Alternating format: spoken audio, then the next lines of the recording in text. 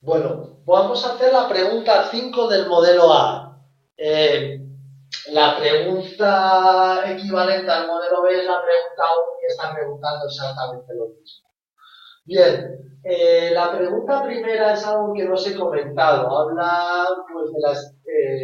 bueno, pues hay que ver si es más energético un electrón que está en el orbital 1s del magnesio o un electrón que está en el orbital 1s del berilio. Es decir, lo que dice y que tenéis que decir si es verdadero o falso, si el electrón del magnesio en 1s es menos energético que el electrón del berilio.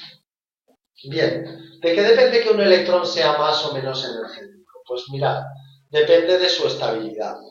Cuanto más estable sea un electrón en un elemento, menos energético será. Es decir, de alguna manera es como el contrario de lo que costaría arrancarlo. Es decir, cuanto más cueste arrancarlo, es porque es menos energético. Eso tiene que ver con las energías potenciales. Es decir, por ejemplo, cuando un electrón es más externo en las capas, más externo, más alejado del núcleo, es más fácil arrancarlo y sin embargo tiene más energía potencial. Esa sería la forma de verlo. Es decir, pongámoslo así, un electrón, cuanto más estable, podemos asociar la estabilidad a más difícil sea arrancarlo.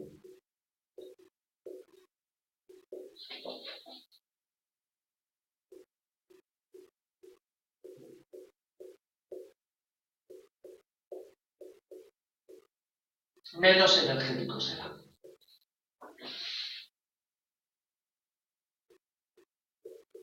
Para asociarlo y que nos parezca extraño, cuanto más energéticos que está en capas superiores, es decir, porque tiene más energía potencial y entonces cuesta menos arrancarlo y es menos estable. Esa sería la cuestión. Entonces, ambos están en la capa 1s, parece que ahí están en igualdad de condiciones, pero resulta que el berilio, su número atómico es 4. Es decir, que tiene 4 protones. Bien. Y el magnesio, su número atómico es 12. Es decir, que tiene 12 protones. ¿Qué quiere decir? Que el magnesio atrae con mayor fuerza al electrón de 1s que el berilio. Es decir, costaría más arrancar el electrón del magnesio que del berilio. Es decir, el electrón del magnesio es más estable que el del berilio. Al ser más estable que el del berilio y costar más arrancar, resulta que el electrón del magnesio, pongamos esto, es más estable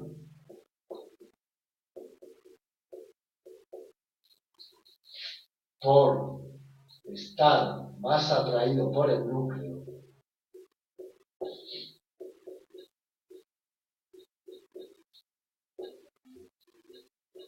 y en consecuencia es menos energético.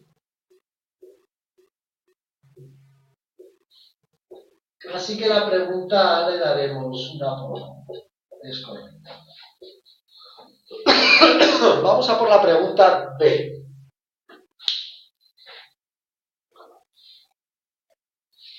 ¿Copiado o fotografiado?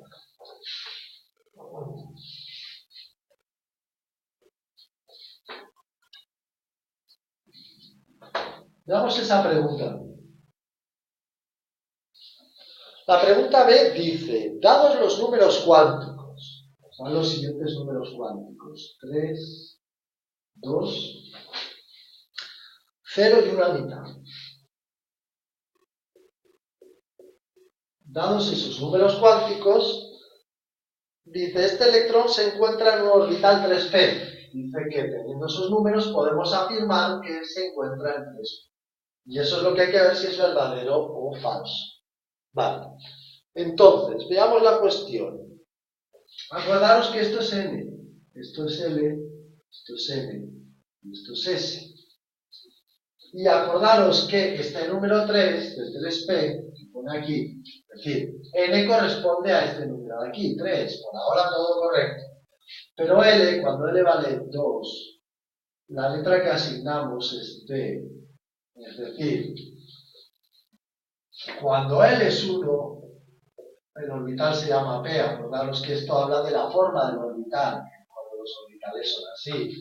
Cuando estamos hablando de L igual a 2, la forma del orbital es D, y es una cosa así, como una doble. Es decir, que podríamos decir que esta pregunta es incorrecta. ¿Vale? Bueno, lo copiamos, lo comprendemos, no hay mucho más que ver. Vamos a por la C.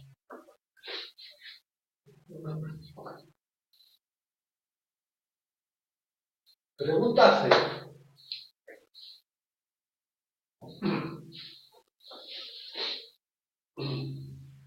Disculpad, para esta B que acabamos de ver, aquí os marco el enlace.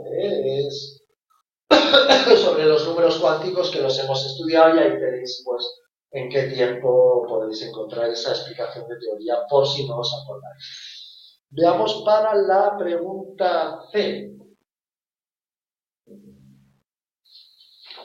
Dice, también aquí os marco el enlace donde tenéis que ir para ver esta cuestión teórica. Es cuando hablábamos de ondas electromagnéticas, cuando hablábamos de los fotones, de la energía de un fotón, de la frecuencia, de la longitud de onda.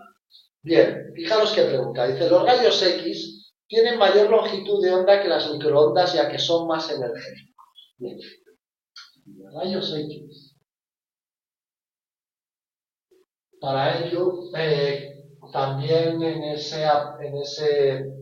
cuando expliqué la cuestión de los rayos X, o podemos ver un espectro de ondas electromagnéticas para darnos cuenta de algunas cosas. Tenemos los rayos X y los rayos, las microondas.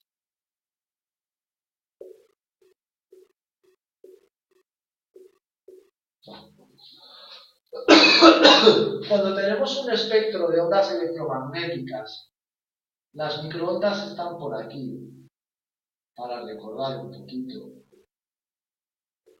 Luego de las microondas vienen los infrarrojos. Luego de los infrarrojos viene la luz visible. Luego vienen los ultravioletas. Esto es un espectro de ondas electromagnéticas. Y luego vienen los rayos. Están ordenados de mayor a menor energía. Es decir, estos tienen mayor energía que estos. Más energía. Eso me acuerdo que lo comentamos. Menos energía. Vale. La energía, si os acordáis, era H por nu. Es decir, que también más energía quiere decir más frecuencia. Menos frecuencia. Pues vemos claramente que la energía es directamente proporcional a la frecuencia. Y por otra parte, la otra fórmula que manejábamos era la energía que C era igual a lambda por frecuencia, es decir, C era una constante que era la velocidad de la luz. Si despejamos la longitud de onda en función de eso, C partido por frecuencia. Es decir, longitud de onda y frecuencia son inversamente proporcionales. Con lo cual, ¿qué quiere decir? Que aquí tenemos menos lambda y aquí tenemos más lambda. Visto eso, vamos a criticar la pregunta. Dice, los rayos X tienen mayor longitud de onda que las microondas. Mentira, tienen menor longitud de onda. Ya que son más energéticos. Sí es cierto, son más energéticos, pero el hecho de que sean más energéticos hace que tengan menos longitud de onda. Es decir, los rayos X, lo correcto sería los rayos X son más energéticos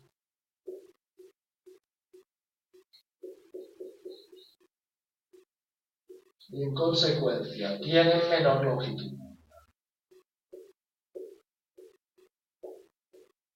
Menor larga. ¿De acuerdo? Esa sería la pregunta C. Vale.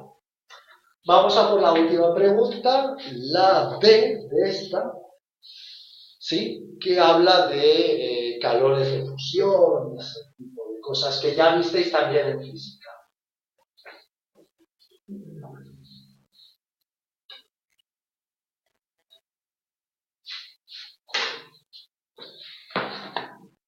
Vamos a ver que parece que la batería se está agotando, pero la voy a enchufar. Un segundín. Vale. Que no se nos corte a mitad de pregunta. Vale, veámosla.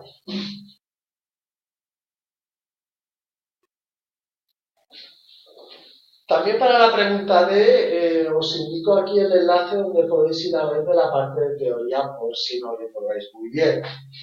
¿De qué habla la pregunta D? Leámosla. Dice, si a un bol de hielo a 0 grados centígrados se le aplican 15 kilojulios de calor, finalmente tendré agua líquida a una temperatura mayor que 0 grados centígrados. Y os da la entalpía de fusión del hielo. ¿Vale? O del agua, vamos. Bien, perfecto. Entonces, ¿qué tenemos? Los datos que nos dan.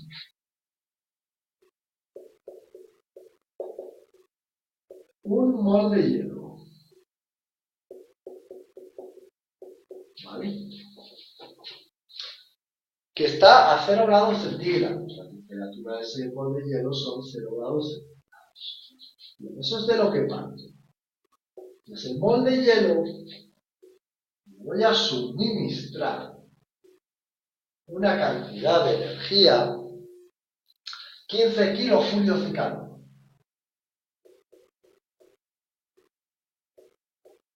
Bien, pues se trata de ver a dónde llegamos. El problema dice que vamos a llegar a agua líquida con una temperatura mayor que 0 grados. Es decir, la que pregunta el problema es, lo que tenemos que verificar si es cierto que vamos a llegar a un mol de agua con una temperatura mayor que 0 grados. Bueno, el otro dato que nos dan es la entalpía de fusión. La entalpía de fusión son 40,65 kilojulios por mol. Fijaros, no tengo ni que sacar la calculadora. 40,65 kilojulios por mol quiere decir que para fundir un mol de hielo necesitas 40,65 kilojulios. Y resulta que yo solo doy 15 kilojulios. Si yo quisiera fundir todo este mol de hielo, pero tendría que utilizar 40,65 kilojulios. Si usara 40,65 kilojulios, obtendría un mol de agua a temperatura exactamente igual a 0 grados. No tendría ni un kilojulio más para aumentarle la temperatura. Si tuviera, por ejemplo, 41,65 kilojulios, pues sí, daría 40,65 para fundirlo y 1 para subir la temperatura. Pero es que solo doy 15.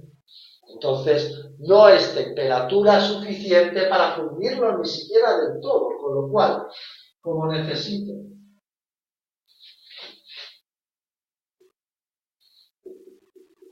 40,65 kilojulios para fundir un mol de hielo,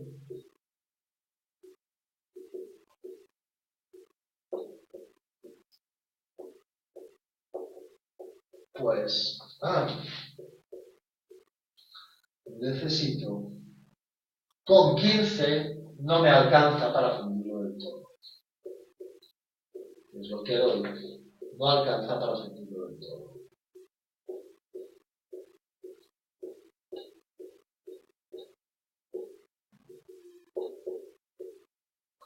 En consecuencia, lo que obtendré será una mezcla de agua y hielo. Es decir, que esta es falsa. Y con eso ya está. Ya están ahí los modelos de exámenes. ¿De acuerdo? Venga, pues os los envío.